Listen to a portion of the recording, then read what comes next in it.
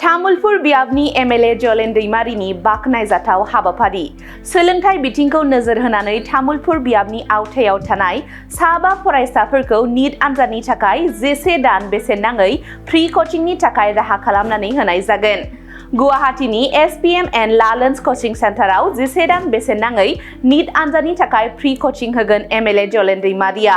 बे बेसेन नाङै कोचिंनि थाखाय तामुलपुर बियाबनि आवथायाव थानाय फरायसा फरायसुलिफोरा एप्लाइ खालामनो हासिगोन। 7099078514 नम्बराव वाट्सएपनि गेजेरजों हाय मेसेज हरनानै एप्लाइ खालामनो हासिगोन। फैगौ 6 जुन खालाराव एप्लाइ खालामनायनि जोबथा सान आरो 8 जुन खालाराव तामुलपुर हायार सेकेन्डारियाव सायख' आनजाद खुंनानै नीट आनजादनि थाखाय साबा सुबुंखौ सायख'नाय जागोन होननानै खौरां बिजोंनि गेजेरजों मिथिहोयो एमएलए जलेन दैमारिया। मख'नो नांगोन दि तामुलपुर बियाबनि एमएलए जलेन दैमारिया सिगां बोसोरफोरावबो यूपीएससी आरो एपीएससी आनजादनि थाखाय तामुलपुर बियाबनि फरायसाफोरखौ फ्री एबा बेसेन नाङै कोचिं फोरोंथायनि थाखाय राहा खालामना होबोदों। बे बोसोरावबो मेडिकेल आनजादनि थाखाय साबा फरायसाफोरखौ सायख'नानै गुवाहाटीनि एसपीएम एन्ड लालेन्स कोचिं सेन्टाराव जानाय थानाय बिजाब खरसा गासिबो राहाखौनो खालामना होगोन होननानै बिथाङा रोखायै फोरमायथियो। तामुलपुर समष्टिनि गासैबो रायजो राजाफोरनिसिम आंनिफ्राय खुलुमनाय बावहरबाय। 43 नं तामुलपुर समष्टिनिफ्राय थांनाय समाव आङो यूपीएससी एग्जामनि थाखाय एपीएससी एग्जामनि थाखाय साबा फरायसाफोरखौ कोचिं होदोंमोन जाहाथे जोंनि ओनसोलनिफ्राय जोंनि समष्टिनिफ्राय फरायसाफ्रा गावखौनो अफिसार हिसाबै दाफुंलांनो हायो। नाथाय नैबे बोसोरनिफ्राय आं एसे आलादायै सिन्था खालामदों जाहाथे जोंनि तामुलपुर समष्टिनि फरायसाफ्रा एमबीबीएस आव एडमिशन मोननो हायो, क्वालिफाइ जानो हायो।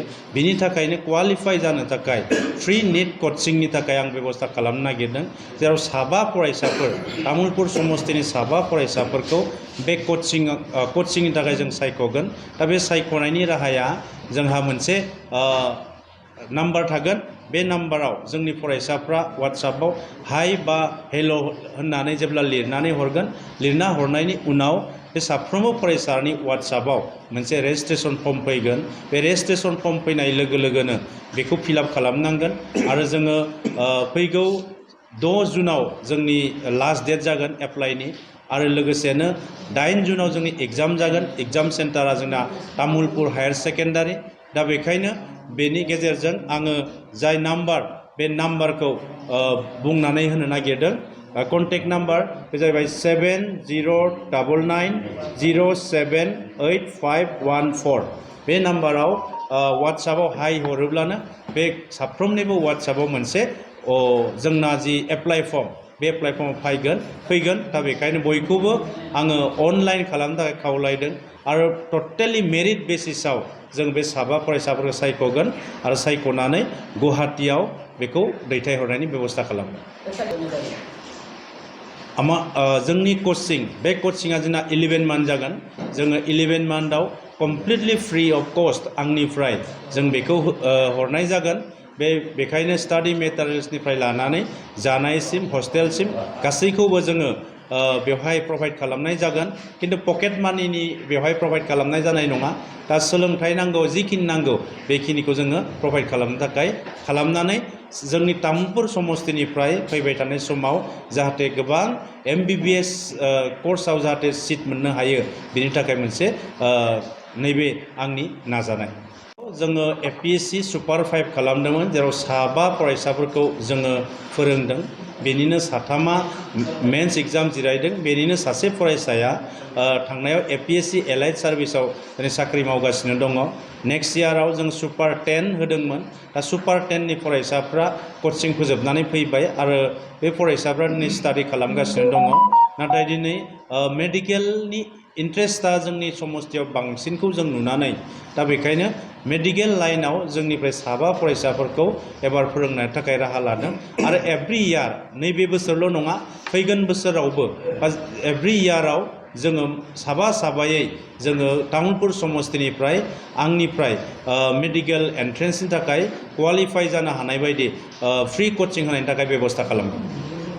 ছাৰৰ এটা সপোন আছিলে যে আমাৰ তামোলপুৰ সমষ্টিৰ পৰা মানে যদি ডক্টৰ বা তেনেকুৱা ধৰণে ষ্টুডেণ্টখিনি ডক্টৰী পঢ়ি আগবাঢ়ি যাব পাৰে তাৰ কাৰণে তেখেতে আমাৰ আগ্ৰহ প্ৰকাশ কৰিছিলে ত' আমি তেখেতসকলক সেইকাৰণে এপ্ৰ'চ কৰি ক'লোঁ যে আমাৰ তাতে আমি অলৰেডি SPM এণ্ড লালাঞ্চ কোচিঙে উন্নত মানদণ্ডত হাইব্ৰিড মডেলত আমি ক্লাছ কৰাই আছোঁ য'ত বহুতখিনি ভাল এক্সপিৰিয়েঞ্চ ফেকাল্টি আছে আমাৰ লগত তেখেতসকলে already more than 20 years 25 years down the line পঢ়াই আহিছে NEET আৰু JEE কাৰণে তো তেখেতসকলৰ এক্সপিৰিয়েঞ্চ আৰু নতুন টেকন'লজি যিটো আমাৰ হাইব্ৰিড মডেল বুলি কওঁ অফলাইন অনলাইন দুইটা মডত ক্লাছ হয় আৰু বেকআপ ক্লাছ থাকিব প্লাছ ৰিমেডিয়েল ছেশ্যনছ থাকিব তেনেকুৱা ধৰণে ষ্টুডেণ্টখিনিক গাইড কৰি আগবঢ়াই লৈ যাব আৰু অলৰেডি SPM এণ্ড লালাঞ্চৰ ৰিজাল্ট বহুত ভাল এতিয়ালৈকে যিমানখিনি আছে আৰু মই ক'ব বিচাৰোঁ যে আটাইতকৈ এক্সপিৰিয়েঞ্চ টিমটোৱে হৈছে এতিয়া SPM এণ্ড লালাঞ্চ যদি NEETৰ কাৰণে ভাবে তো ছাৰে সেইকাৰণে আগ্ৰহ প্ৰকাশ কৰিছিলে যে আমাৰ ষ্টুডেণ্টখিনিকো আমি NEET JEE কাৰণে পঢ়াওঁ তো এইটো এটা বহুত ভাল ইনিচিয়েটিভ হয় ছাৰৰ ফালৰ পৰা আমাৰ সন্মানীয় বিধায়ক জলেন দৈমাৰী ছাৰৰ ফালৰ পৰা এটা বিৰাট ভাল ইনিচিয়েটিভ হৈছে আৰু মই ভাবোঁ আগন্তুক দিনত এই সুবিধাখিনিয়ে সমষ্টিৰ কাৰণে সুখবৰ কঢ়িয়াই আনিব তো অলৰেডি ছাৰে গোটেই ইনফৰমেশ্যনখিনি দিছেই NEETৰ কাৰণে আৰু গোটেই কোৰ্চটো হৈছে NEET ড্ৰপাৰ্ছৰ কাৰণে যদি ষ্টুডেণ্টে কিবা কাৰণত কনফিউজ হ'ব বিচাৰে তো সেইটো কাৰণে মই কনফিউজনটো দূৰ কৰিব বিচাৰিছোঁ যে এইটো এটা NEET ড্ৰপাৰ্ছ কোৰ্চ হয় এবছৰীয়া কোৰ্চ হ'ব তো তাতে ষ্টুডেণ্টখিনি ৰেচিডেঞ্চিয়েলি থাকি পেলাই গুৱাহাটীত ক্লাছ কৰিব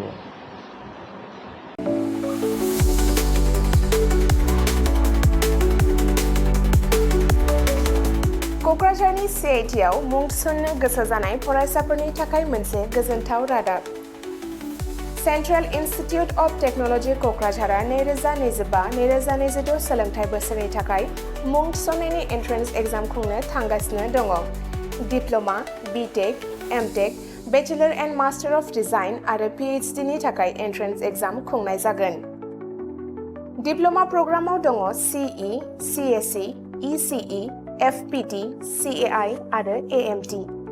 BTech प्रग्रामाव दङ CE, CSE, ECE, FET आरो IE. MTech प्रग्रामाव दङ WRH, CSE, FET आरो GET.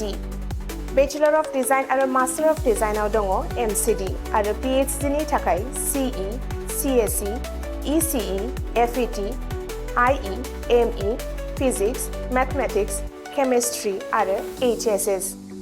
बे समाव अनलाइन आर'जलाइ लानाया सोलिगासिनो दङ आरो बियो फैगौ 31 मेसिम थागोन। डिप्ल'मा, BTech आरो MTech नि एन्ट्रेन्स एग्जामखौ फैगौ 8 जुनाव खुंनाय जागोन आरो PhD नि एन्ट्रेन्स एग्जामखौ 15 जुनाव खुंनाय जागोन। आबुङै मिथिनो थाखाय एडमिशन सेल CIT क'क्राझारनि मबाइल नम्बर 9365031406 आव सुलाद लानो हागोन एबा query 2025@cit.ac.in आव इमेल खालामहरनो हागोन। बेनि अनगायै cit.ac.in एबा admission.cit.ac.in बे मोननै वेबसाइटआव हाबनानै नायनो हागोन।